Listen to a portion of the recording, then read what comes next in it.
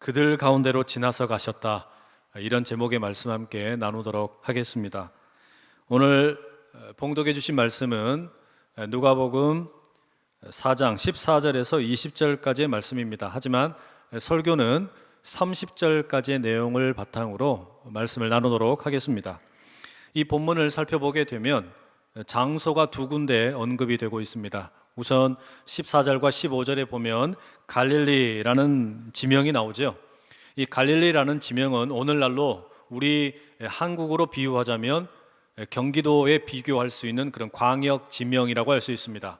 게다가 이 경기도가 서울을 경계로 해서 경기 북부와 경기 남부로 나누어지는 것처럼 이 갈릴리라는 이 동네도 북부 갈릴리와 남부 갈릴리로 이렇게 나누어져 있습니다. 14절 15절의 말씀을 보니까 예수님께서 성령의 능력을 그 갈릴리 여러 지역을 다니시면서 행하셨다라고 말하고 있습니다.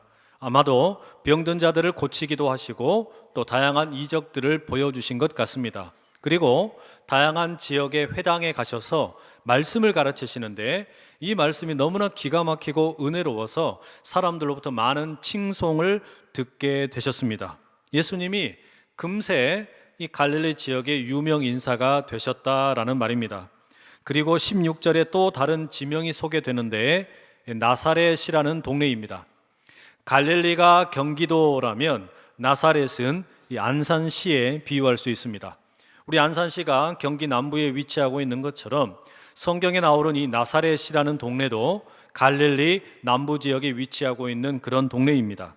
게다가 이 누가복음 앞부분에 보게 되면 이 갈릴리는 예수님의 어머니인 마리아의 고향이자 예수님께서 어린 시절을 보냈던 그런 동네로 소개되고 있습니다. 오늘 우리가 함께 읽은 본문 16절의 앞부분에도 이런 내용이 나오죠.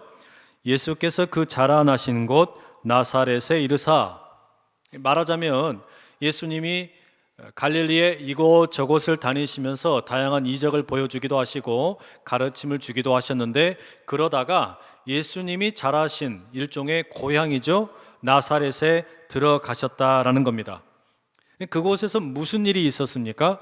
이어지는 16절 말씀에 이렇게 말합니다. 안식일에 늘 하시던 대로 회당에 들어가사 성경을 읽으려고 서심해. 여기 보니까 안식일이라는 날에 회당에 들어가셨다고 말해요. 회당이 뭡니까? 회당이라고 하는 것은 시나고그라고 불리우는 곳인데, 이게 구약시대에 북이스라엘과 남유다가 차례대로 아수르와 바벨론에 의해서 멸망하고 예루살렘 성전까지 다 무너졌습니다. 많은 사람들이 바벨론의 포로로 잡혀갔습니다. 바로 이때에 무너져버린 예루살렘 성전을 대신해서 이스라엘의 많은 사람들의 종교 활동을 돕기 위해서 세워진 기관이 이 회당이라는 곳입니다. 파괴된 예루살렘 성전을 대신해서 이스라엘 사람들의 어떤 종교 활동을 재건하고 도와야 될 그런 어떤 자리가 회당이었다라는 겁니다. 이제 훗날에 성전이 재건되기는 하지만 회당은 그 이후에도 계속해서 유지되었고, 지금도 유대인들이 있는 곳이라면 전 세계 어디에나 이 회당이라고 하는 것이 존재하고 있습니다. 기록에 의하면 10명의 성인 남성이 원하기만 하면 그곳에다가 회당을 지을 수 있다라고 알려져 있습니다. 그러니까 이 성전이라고 하는 것은 예루살렘에 딱 하나밖에 없지만 회당이라고 하는 것은 어디에나 존재할 수 있다, 그런 말입니다. 이 회당은 뭐 예배를 드리거나 또는 기도나 성경 공부와 같은 어떤 영적인 모임을 위한 자리일 뿐만 아니라 마을 회관이나 또는 공부하는 학교 또는 재판을 하는 법정과 같은 그런 역할로 다양하게 쓰이고 있었습니다. 이 회당에서 예배를 드릴 때에는 그렇게 아주 엄격한 어떤 순서에 어떤 얽매여 있지 않고 뭐 기도, 성경 봉독, 성경에 대한 해석, 그리고 가난한 사람들을 돕는 구제, 이런 단순한 순서로 예배를 드렸다라고 알려져 있습니다. 오늘 우리가 읽게 되는 이 본문도 바로 그런 배경에서 살펴보게 됩니다. 16절에 따르면 예수님께서 이 안식일에 늘 하시던 대로 회당에 가셨다라고 말하고 있습니다. 이 말은 예수님께서 회당에서 예배를 드리시는 게 아주 익숙했다라는 말이죠. 그러니까 회당에 가셔서 예수님이 예배를 드리신 게 늘 습관적인 것이었다라는 겁니다. 그런데 더 중요한 게 있습니다. 예수님이 그냥 습관적으로 회당에 가셔서 안식일 날 예배 드린 게 아니라 훨씬 더 중요한 임무를 가지고 계셨다라는 겁니다. 늘 하시던 대로 나사렛 회당에 들어가셔서 성경을 읽으셨고 그 말씀을 가르치셨다라는 겁니다. 그러니까 단지 예배를 드리는 회중의 한 사람이 아니라 예배를 집례하는 일종의 성경 교사 혹은 랍비의 역할을 우리 예수님이 하셨다라는 것이죠. 이날도 예수님께서 늘 하시던 대로 그 성경을 이제 읽으십니다. 성경책을 관리하는 사환이 예수님에게 이사야 성경의 두루마리를 주는데 그 말씀 가운데 특정한 말씀을 선택하시죠. 이사야 61장 1절과 2절의 말씀을 그 회당 가운데 봉독을 하십니다.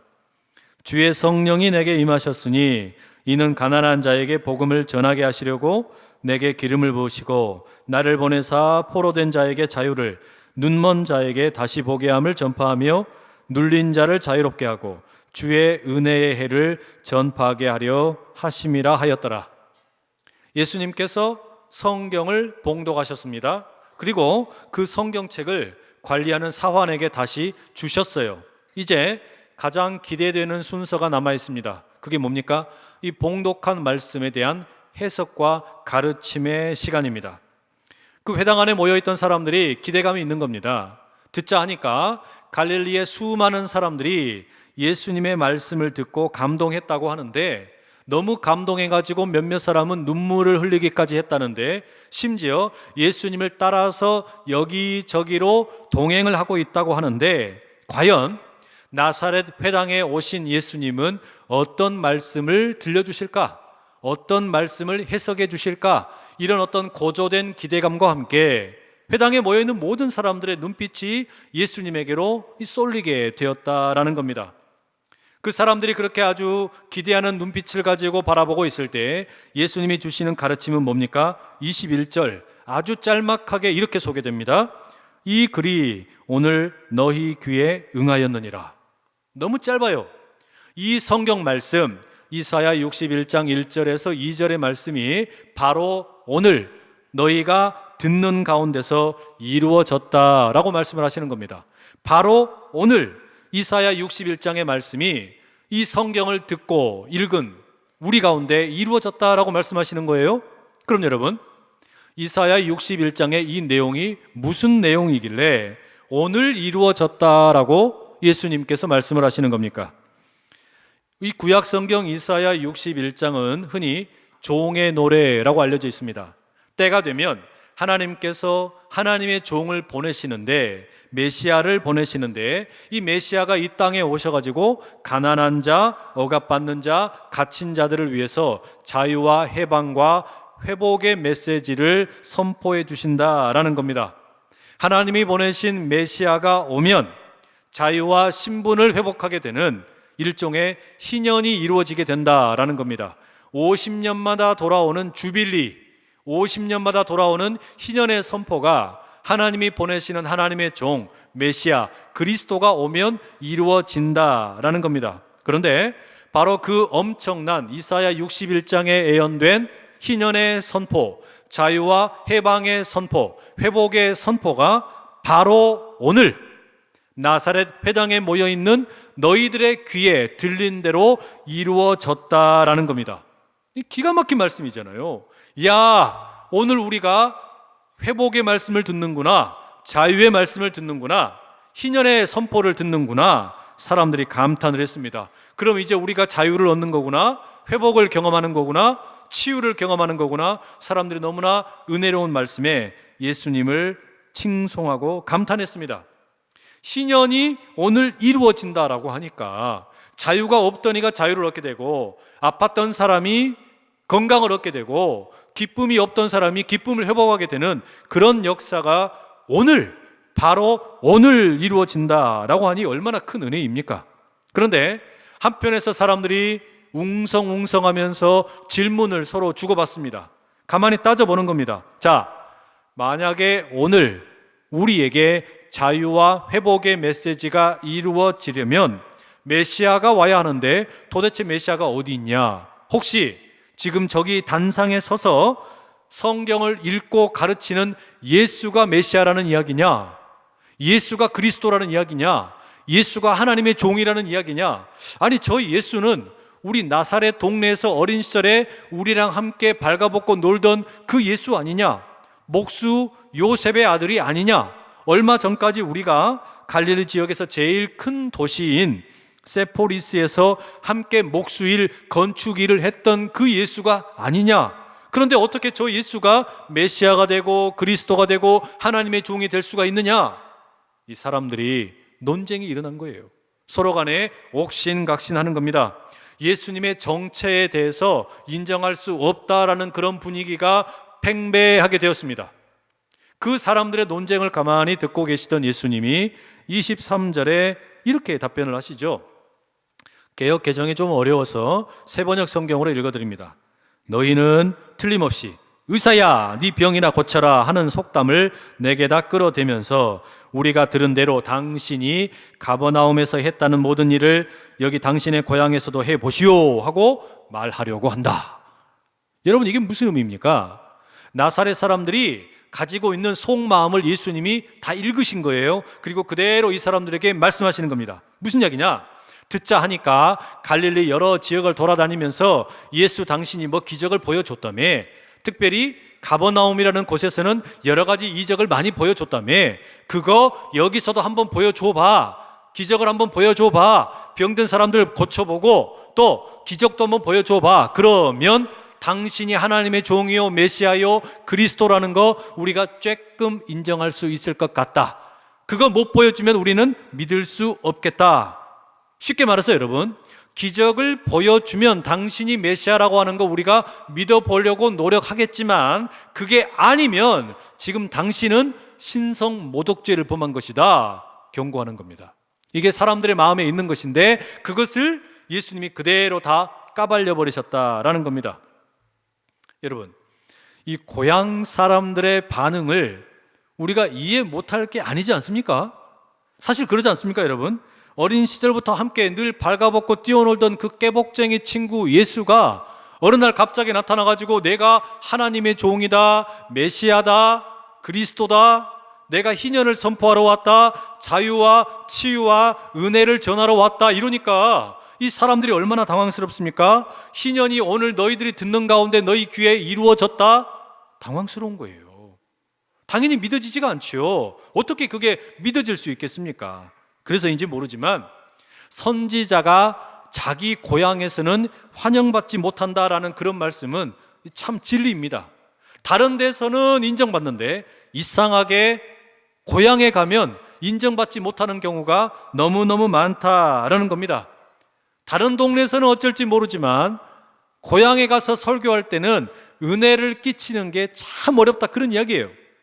저도 여러분, 언젠가 제가 성장기를 보낸 이 고향 마을의 교회에서 설교를 한 적이 있었습니다. 지금처럼 이렇게 이제 강대상에 서가지고 설교를 하려고 하는데 이 회중석에 앉아 계신 분들 요리저리 딱 돌아보니까 다 제가 아는 분들이에요. 게다가 제 어린 시절을 너무나 잘 아는 분들인 겁니다.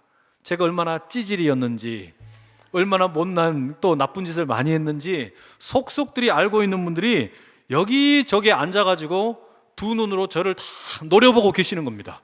아니, 그분들 앞에서 설교하려니까 등에서 그냥 땀이 잔뜩 흐르는 겁니다. 이걸 어떻게 은혜를 끼치냐, 쉽지 않더라는 이야기죠. 그분들 앞에서 설교하는 것보다 처음 보는 수만 명 앞에서 설교하는 게 훨씬 편해요. 훨씬 그게 더 마음에 부담이 없다라는 말입니다.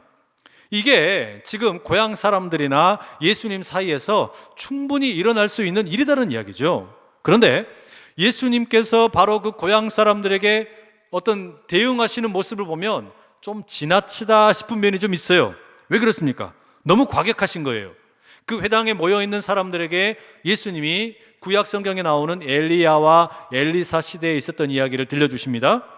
엘리야 시대에 3년 6개월 동안 큰 흉년이 임해가지고 먹을 것이 없었는데 이사야의 과부가 이렇게도 많이 있었지만 그 가운데 은혜를 입은 과부는 누구냐? 시돈에 살고 있던 사렙다 과부만 엘리야를 통해서 은혜를 입었다는 겁니다. 또 엘리사 시대에는 이스라엘에 나병 환자들이 그렇게 많이 있었는데 그 나병 환자들 가운데 아무도 고침받지 못하고 엘리사를 통해서 고침받은 사람은 딱 한 명, 수리아의 장군인 나만 장군만 나병 환자에서 고침을 받았다는 거예요. 이 이야기를 예수님께서 하십니다. 여러분, 이게 참 고약스러운 말씀이에요. 이게 무슨 이야기입니까? 지금 이 나사렛 당신네들이 내가 메시아이고 그리스도이고 주의 종이라는 거 인정 안 해도 상관없다. 당신들은 인정을 하지 않았기 때문에 당신들에게는 은혜가 임하지 않을 것이다. 그러나 내가 하나님의 아들이요 하나님의 종이요 그리스도요 메시아인 것을 인정하는 저기 이방 땅에서는 복음의 역사가 일어날 것이다. 하나님의 치유의 역사가 임할 것이다. 하나님의 은혜가 이스라엘에서는 일어나지 않아도 고향 땅 나사렛에서는 없을지라도 다른 동네에서는 얼마든지 일어날 것이다. 당신들 알아서 해라. 이렇게 이야기하시는 겁니다. 과부와 나병 환자가 나왔던 그 역사가 이스라엘에서는 없어도 이방 땅인 시돈이나 또 수리아의 사람에게는 임했던 것처럼 오늘도 그렇게 될 것이다 라고 희년의 선포가 이방 사람들에게 먼저 임하게 될 것이다 라고 예수님 말씀하시는 거예요. 여러분, 어떤 면에서 이 예수님의 말씀 너무 좀 직설적이지 않습니까? 너무 고약스럽잖아요. 아니, 좀 부드럽게 말씀하시지. 뭐 고향 사람들에게 이렇게까지 노골적으로 말씀하시나. 참 예수님도 고약스러운 분입니다. 이 말씀을 듣고 난 다음에 회당에 있는 사람들이 얼마나 기분 나빴겠어요. 자기들도 화가 나는 겁니다. 감정이 상해버렸어요. 그러자 이 말씀과 함께 이제 이 회당에 있던 많은 사람들이 화가 납니다. 그리고 말씀을 해석을 하는 것을 듣고 예배를 드리려고 했던 이 회당의 자리가 완전히 난폭한 무질서의 자리가 되어버렸어요. 28절, 29절 이렇게 말합니다. 회당에 있는 자들이 이것을 듣고 다 크게 화가 나서 일어나 동네 밖으로 쫓아내어 그 동네가 건설된 산 낭떠러지까지 끌고 가서 밀쳐 떨어뜨리고자 하되. 무슨 이야기예요, 여러분? 예수님이 이렇게 직설적으로 이야기하니까 동네 사람들도 화가 난 거예요. 예수님을 끌고 낭떠러지로 갑니다. 그리고서 밀어가지고 죽이려고 했다는 이야기입니다. 이 기가 막힌 일이 벌어져 버린 거 아닙니까? 여러분, 어떤 목사님이 그러시더라고요. 예수님처럼 행동하고 말하면 3년밖에 못 산대요. 예수님처럼 이렇게 말하고 행동하면 진짜로 우리가 딱 3년밖에 못 사는 거예요. 예수님이 공생의 기간 3년 살고 돌아가셨지 않습니까? 그런데 우리가 이렇게 3년 이상 살고 있는 건 뭡니까? 적당히 타협하면서 살고 있기 때문인 거죠. 그러니까 우리가 여러분 지금까지 살고 있는 겁니다. 자, 어쨌거나 지금 여러분, 이 나사렛 동네 사람들은 예수님을 배척한 겁니다. 예수님의 말씀을 거절한 것이죠. 진리를 거절하고 복음을 거절했다라는 겁니다.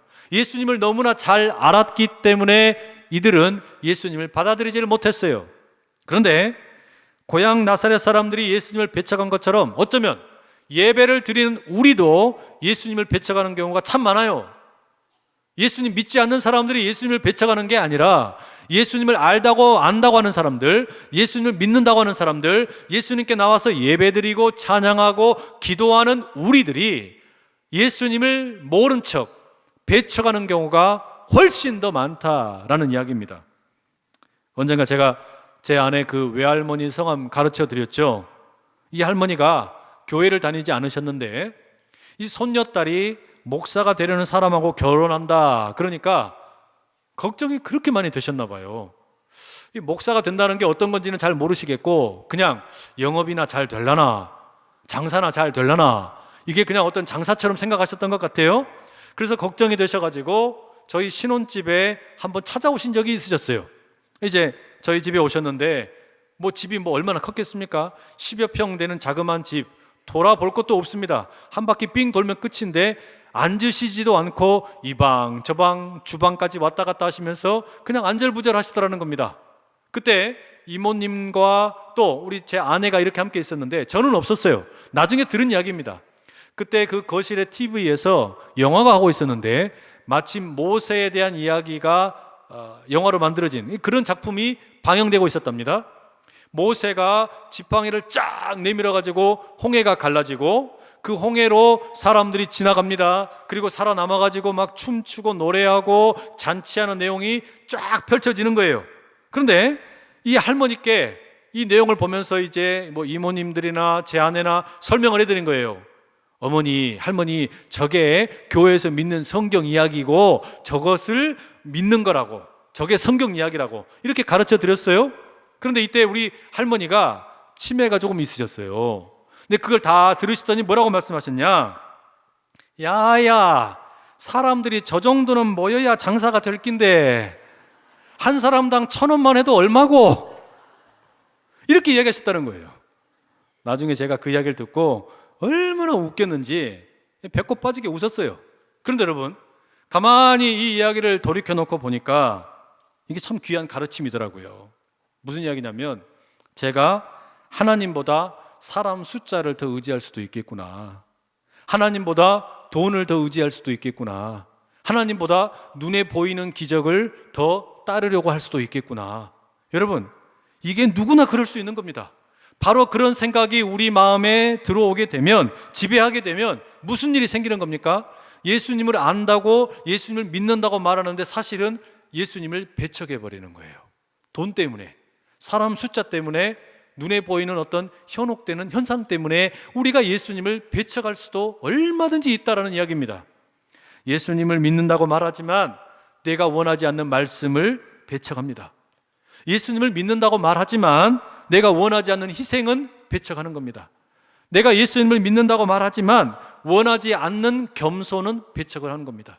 내가 예수님을 안다고 말하지만 원하지 않는 사랑은 배척하는 겁니다. 내가 예수님을 믿는다고 말하지만 내가 원하지 않는 용서는 배척하는 겁니다. 내가 예수님을 믿는다고 말하지만 내가 원하지 않는 화해는 배척한다는 이야기예요. 여러분, 이게 우리들이 얼마든지 그럴 수 있다는 이야기입니다. 예수님을 배척한 나사렛 사람들의 이야기가 오늘 우리 이야기라는 것이죠. 우리도 수많은 경우에 그렇게 예수님을 배척하고 진리를 배척하고 희년의 선포를 모른 척하고 자유와 해방을 무시하며 살아갈 수가 있다라는 이야기입니다. 우리 마음이 가난해지지 않으면, 내가 죄에 의해서 포로된 존재로 살 수도 있다는 것을 인정하지 않으면, 세상이 얼마든지 우리의 영안을 어둡게 만들 수 있다라고 하는 것을 잊어버리면, 사탄에게 내가 자유를 빼앗겼던 존재라는 것을 망각하게 되면 얼마든지 우리도 예수님 배척하는 겁니다. 복음을 배척하는 거예요. 말씀을 배척하는 겁니다. 진리를 배척하고 살 수 있다라는 이야기입니다. 그게 여러분, 우리의 영혼의 민낯이다라는 것이죠. 여러분, 바로 그런 나사렛 사람들, 그리고 우리들에게 예수님께서는 어떻게 하십니까? 예수님께서는 바로 그런 우리들의 민낯을 보시면서 어떻게 행동하시냐? 30절 말씀 보십시오. 예수께서 그들 가운데로 지나서 가시니라. 예수님께서 자신을 그 절벽 낭떠러지에서 밀어가지고 죽이려고 하는 사람들, 그 무리들 가운데로 지나서 가셨다라는 겁니다. 구체적으로 어떤 방법을 사용하셨는지는 나오지 않아요. 신비한 방법으로 빠져나가신 것 같습니다. 그런데 지금은 예수님이 죽으실 때가 아니기 때문에 자리를 피하신 겁니다. 그런데 여러분, 오늘 우리가 읽은 이 나사렛 회당에서 있었던 일, 이게 3년 뒤에 예루살렘에서도 비슷하게 일어납니다. 갈릴리 지역에서 예수님이 복음을 전하시다가 이제 남부에 있는 예루살렘, 이스라엘의 수도로 내려가시죠. 예수님이 예루살렘에 입성하실 때 사람들의 반응이 어땠습니까? 환호성을 지르면서 얼마나 환영을 했는지 모릅니다.